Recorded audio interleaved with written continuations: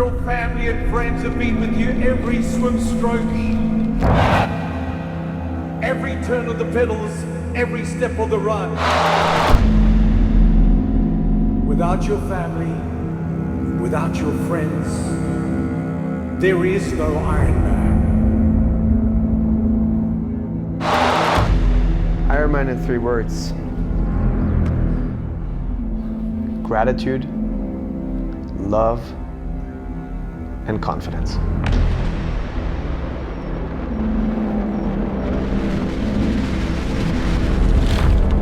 And the final thing I want to ask you to remember, everybody's got their why. That thing that got you out of bed on those dark mornings, that got you out of the door on those long days. Don't forget your why. Because it's your why that will make you an Ironman today.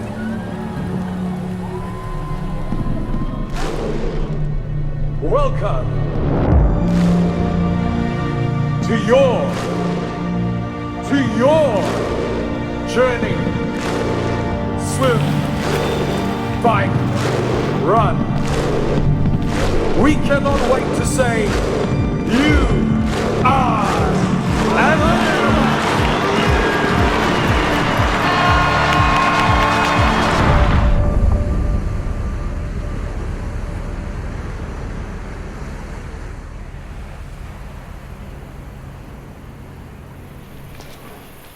Hola! Oh no. Was heißt guten Abend auf Italienisch? Not buongiorno. The opposite of buongiorno. Welcome to Jesolo.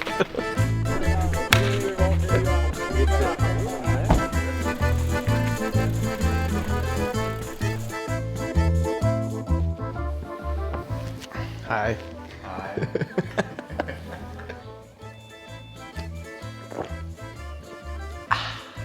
Nothing better than a cold Red Bull.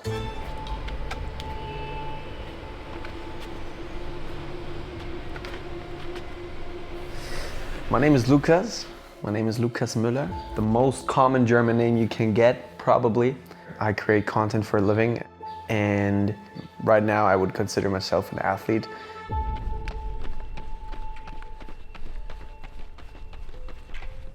To me personally, becoming an Ironman or doing an Ironman doesn't mean too much to me to call myself an Ironman. I'm gonna use this as a stepping stone. I'm still like at the very beginning of my journey. So I'm just exploring, trying different things out, like an Ironman, like a 100K, like a fast marathon.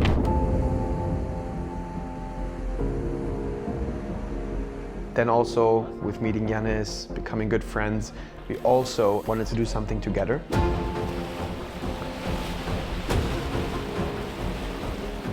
So an Ironman, to me, is just another chapter.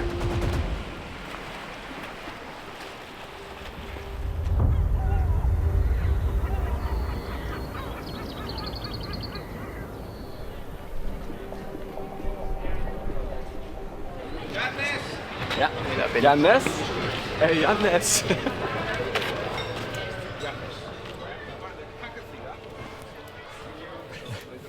So the training we shared since November was a lot of fun.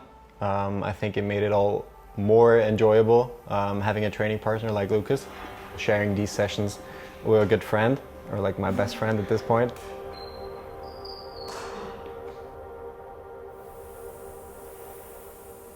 Honestly, it was like the best thing ever to have like someone that is like on the same level as you. We just became so much closer to each other. We got to know each other on a deep level. And every time we met each other, we realized that we made so much progress in such a short amount of time. Even though it was like an individual sport, it felt like it's a team sport at this point. Whenever I talk to people, it's always been us instead of me. Your number? Yeah. The t-shirt? Buona fortuna. Good luck. Thank you. We are preparing the bags for the transition zone. Right, we're right now preparing. Okay, we're right now preparing the transition bags for the transition zones. Jesolo was our first triathlon. We wanted to actually do a triathlon before the big Ironman. Get to know all the race procedure, how is the check-in, how is everything working. Things get very serious from 12 till 6, because that's when you do bike check-in. That's when you check in your bike and your transition bags.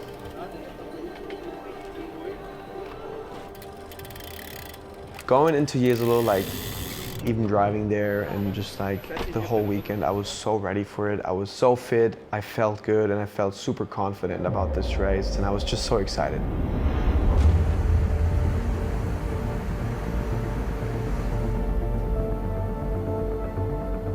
Together, we're going to put our good energy into the universe.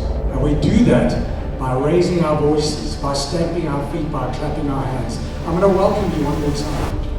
And I want you to release that good energy. Are you ready? Buongiorno a tutti, beautiful people. Welcome to Ironman 7.3 Vegas.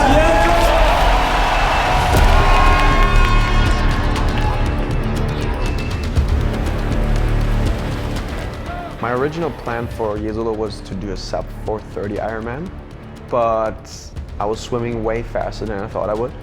26 minutes, baby. I was cycling faster than I thought I would. Bro, I'm fucking feeling amazing, dog. Now the fun begins. I also ran faster than I thought I would. So I was faster than I thought I would.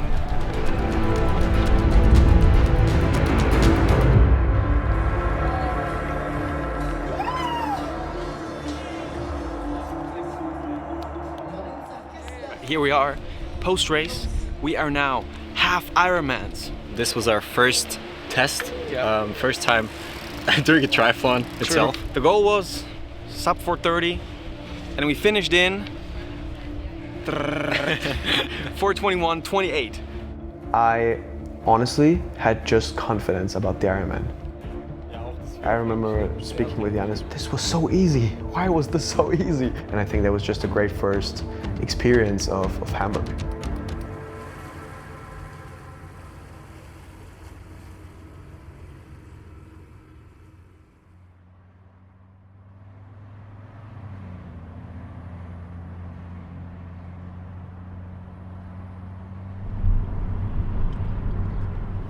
We got 7:40 in the morning. We're on our way to the lake to do an open water swim. Only task when we're in the open water is just swimming, basically. The rest of the training, all the technique training, all the drills, everything, we did that in the pool. And we only hit the open water actually when there's a race coming up. So we started training for this Ironman in 4th of November. The whole training phase, 7 months, was split into 3 different blocks. The first block is setting the foundation, setting the base. A lot of base training, boring base training, long runs, long rides. The second block was the specific block. That was all the race pace oriented stuff. We did that before Jesolo. And now we're in the tapering phase.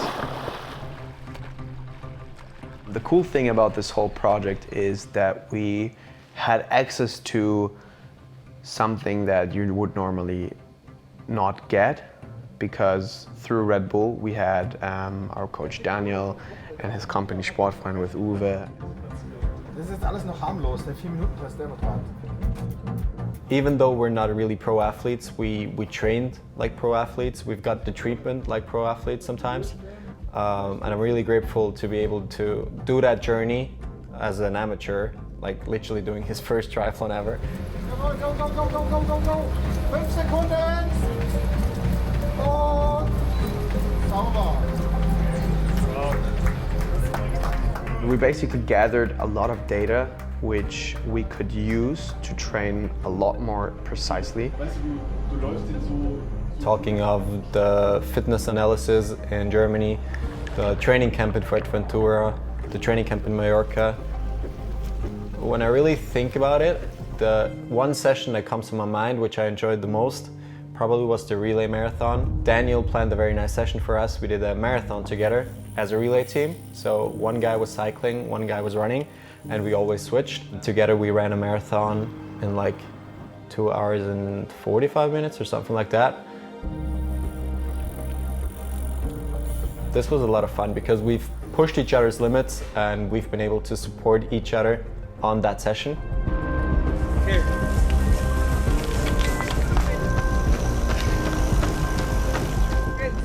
I'm being honest, in the prep I also had like moments where mentally I wasn't in the best state, but overall my general approach to that is everyone can live a good day. Living a good day is super easy, but having a bad day and being able to going through that bad day and still doing everything that you said you were going to do, that's something you should learn, and that's where you grow.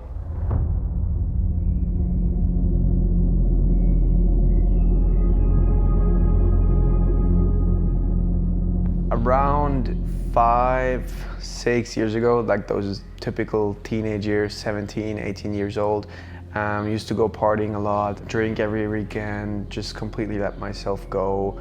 Didn't have any direction, no ambitions, no single thought in my brain about my health.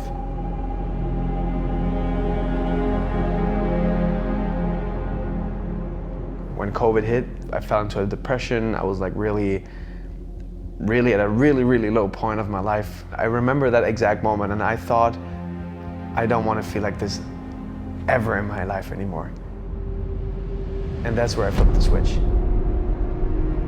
Next day, I put on some Ultra Boost sneakers, and those were actually running shoes as well. So I was like, hey, yeah, let's put them on, go for a run. Started watching videos, getting a lot of knowledge, got into self-development books, started eating healthy, doing everything I can to lose all of this weight. 3 months into my cut, I ran a half marathon. 5 months into the cut, I ran a marathon. I had 0 water, 0 gels, no nutrition, nothing. And then I remember I told her, Mom, I'm gonna run a marathon now. If I'm not coming back in like 4 to 5 hours, just start looking for me. And I came back after 3 hours and 30 minutes. I developed a love of getting better. And this love of getting better, I transformed to every single area of my life. Whether that's relationships, whether that's business, fitness. I have this attitude of, I wanna get better, I wanna grow, I wanna enjoy this thing called life.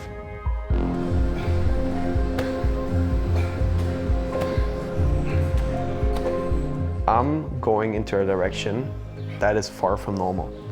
Goals and a vision of life that you can't tell everyone. But the thing is, especially when you're young and you're going like your own way, you're still trying to fit in because you want to have fun, you want to be like them as well. You're basically the misfit. Alex Hormozi saying this in a podcast that every successful human being has this phase that is called the lonely chapter. Me being able to go through that and not giving up is what makes me so inspiring to other people and what has an impact into people's lives of my dedication, of what I do, of just working hard.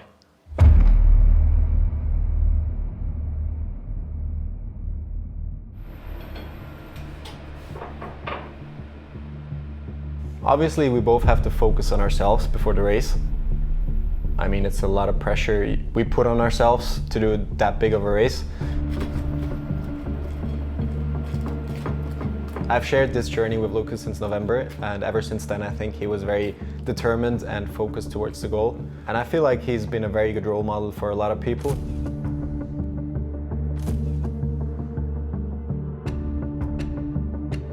This project, I was never that locked in before. I was sober this whole year. Of course, I met with my friends here and there, but I never really went out. If I was not training, I was working on my content. And on top of that, I sacrificed a lot of things for this prep. Basically dedicated my whole time in life to this specific goal. And that felt good.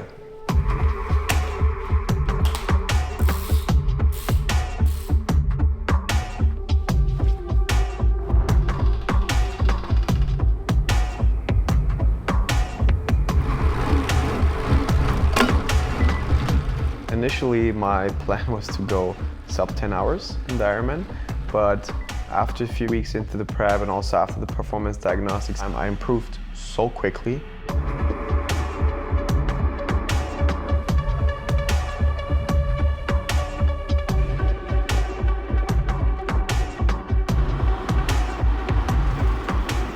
I'm a big fan of setting goals. They should scare me.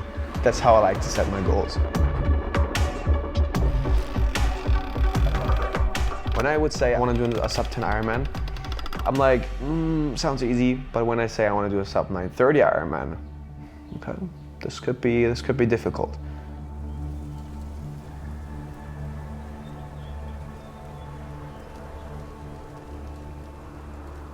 And one more time. 1, 2, 3. Ironman Hamburg! Amazing.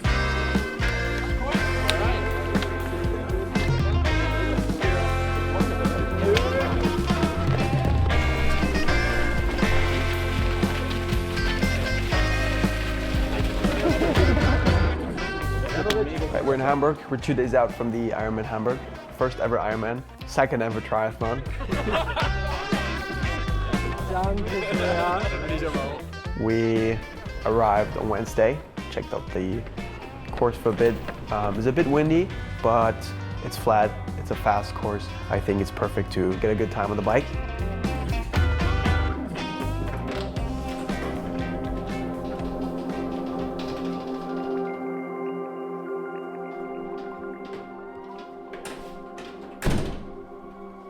When I compared the Ironman Hamburg to Ironman Jesolo, it's a lot different.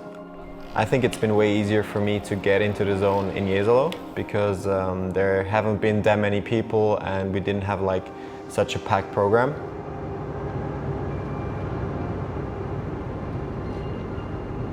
From Jesolo, everything kind of went, I wouldn't say downhill, but nothing really happened in those 4 weeks because like 1 week after Jesolo, I ran a half marathon, completely all out. I knew it wasn't the best idea because I wasn't fully recovered from the Ironman 70.3.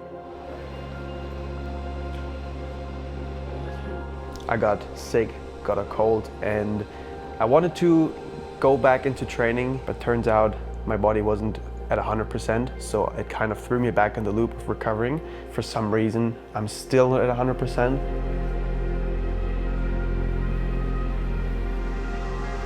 I'm pretty sure that this is a hard thing for Lucas, being ill just before the race, because I mean we've been training for like 22 hours a week and all these 22 hours have been perfect, like literally every single session felt good, and all of a sudden it's not quite sure if you can send it the way you want it to send. Ich weiß, es ist unfassbar schwer, nach allem, was an Mühen, an Geld, an Aufwand, an Training in dieses Rennen für euch reingegangen ist, einfach zu sagen, ich gehe nicht an den Start. Hört aber gut in euch rein, ob es Sinn macht oder nicht, und auch während des Rennens. Ich spreche aus eigener Erfahrung, ich war vom Ironman Land. Yeah, I don't know what to think honestly. Like it's just like, I'm just overthinking so crazily right now. Like I don't know what's going on, and yeah. We got the juice. We got the juice. I can already feel the Ironman. How does the Ironman taste like? A lot of friends from us took the time to come here on the weekend to support us, and that really means a lot to us. Which is nice obviously, but it's quite hard to get into the zone if you're really socializing and your social battery is getting lower and lower.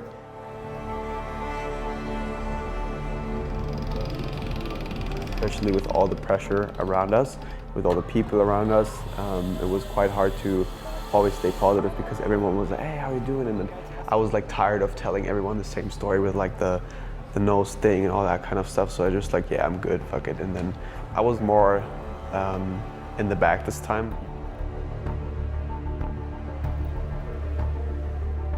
I was right now alone for like half an hour and I could like put on some music, put on my favorite songs. When I'm alone, I'm focused the most, and those past 30 minutes really helped me to get in the zone for tomorrow and getting the mind right for tomorrow.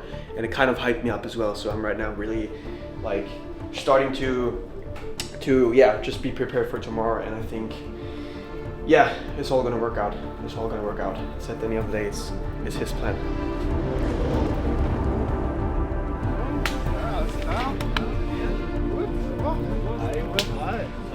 So another highlight of Saturday was obviously the panel talk.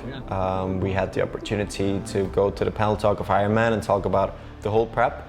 We did that with our coach Uwe, which was very exciting because we both never did a panel talk like that. I decided to pick up that challenge because it was on my bucket list for a couple of years. I'm gonna have a cold beer first of all because I've been sober for half a year. Thank you very much for joining us here at the Ironman Village Lounge. Best of luck tomorrow, the big day. You'll be great, you've earned it. We're looking forward to seeing you out there on the racetrack. Woo! Thank you, let's go! Woo, woo, woo!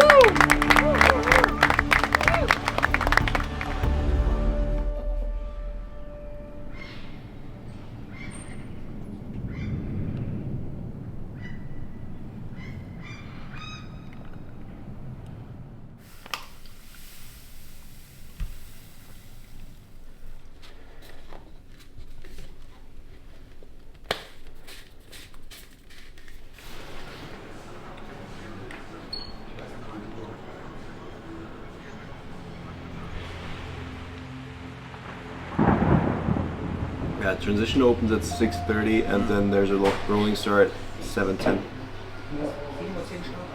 Yeah. That's when the pro start. So 7. Pros start at 7 and we'll start at 7:10. 1 hour later.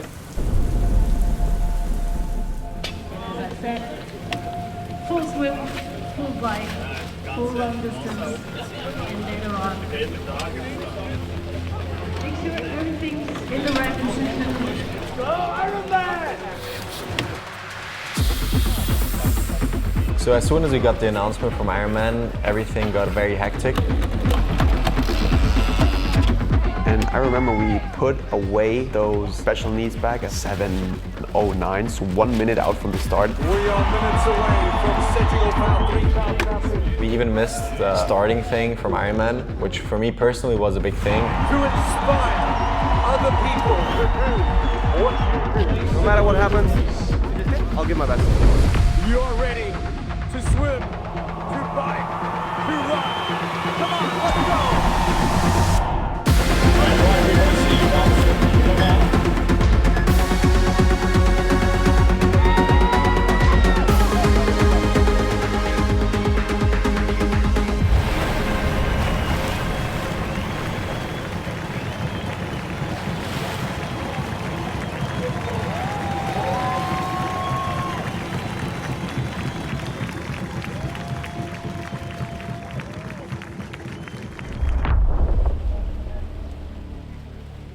The most challenging moment from the race was definitely the first part of the swim. I was so afraid that my body would react and just shut down. I remember there was one bridge, and once you swam under the bridge, it's all started to turn completely black. I started swimming breaststroke under that bridge because I started panicking, honestly.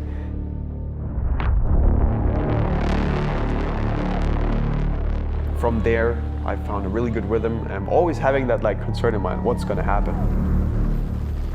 But once I exited the water, I checked my heart rate. It's good. It was lower than the transition in Jesolo. Hell yeah, now we can begin the race. Out of the 3 disciplines, swimming is definitely not my favorite, and when I did that, I was actually quite happy to go into the bike.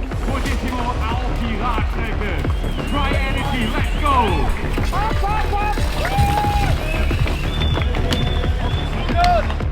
Slow and steady wins the race. Worst part is done, now it's a walk in the park. Get it.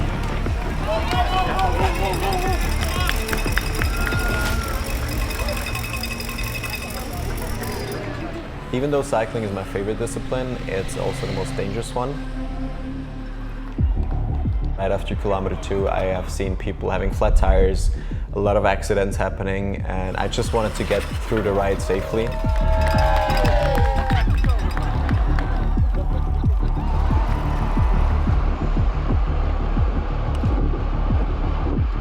It was 2 90-kilometer laps.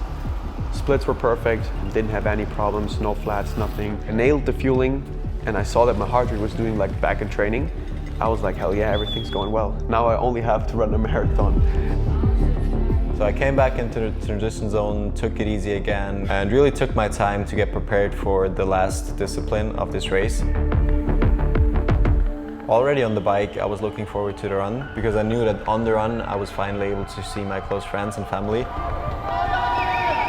I've never seen so many people that know me in a race. It was absolutely crazy.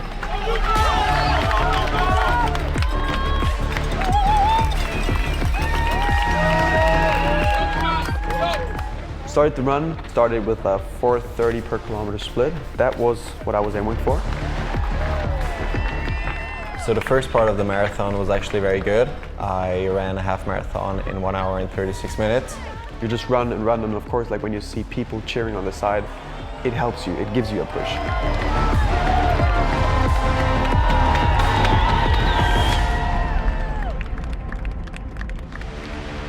But it actually turned very, very fast. I really hit the wall at like 21 kilometers.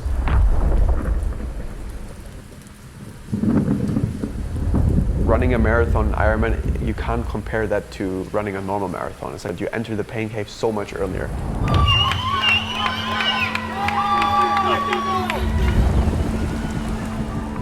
From the point my pace dropped, I thought I wouldn't hit the sub 9:30 and I would get like a 9:36. I had to cut down the pace because I haven't been able to maintain that pace I aimed for. My body was starting to feel weaker and weaker by the minute. My legs started cramping. I think I never had to dig that deep in my life.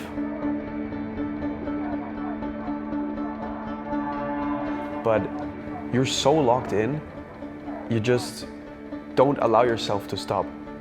There is no stopping. Actually, quitting was never an option. I always knew that I was going to be an Ironman that day. I didn't have a single doubt.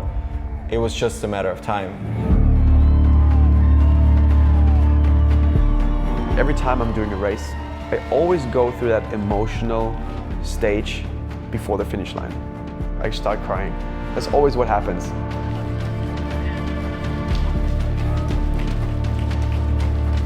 I was just full of emotions. I just was so happy and very grateful that everything turned out the way I wanted it to be.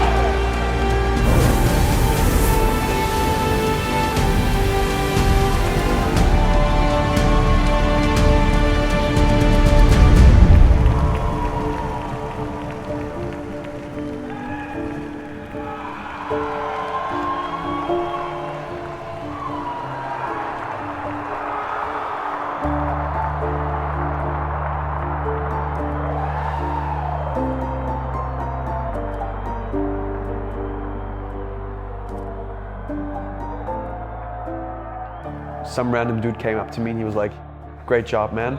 Sub 9:30." And I was like, "What?" And I saw the time and it said 9:28:50 something. Against all odds, I just did it.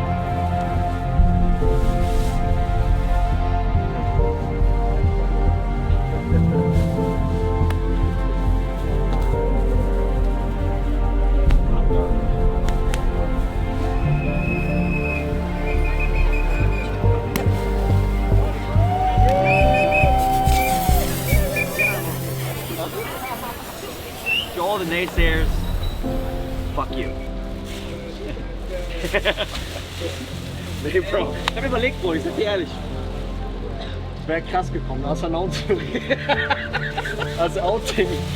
Ja, ich dachte ehrlich so, ich hab mal überlegt, so auch süß. Soll ich?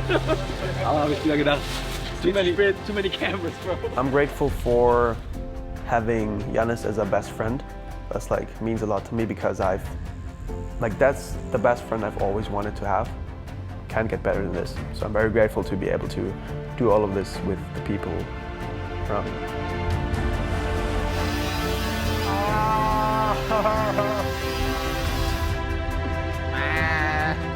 I'm gonna try to stand up. That's the reward you get. Boah, das können wir auch nehmen.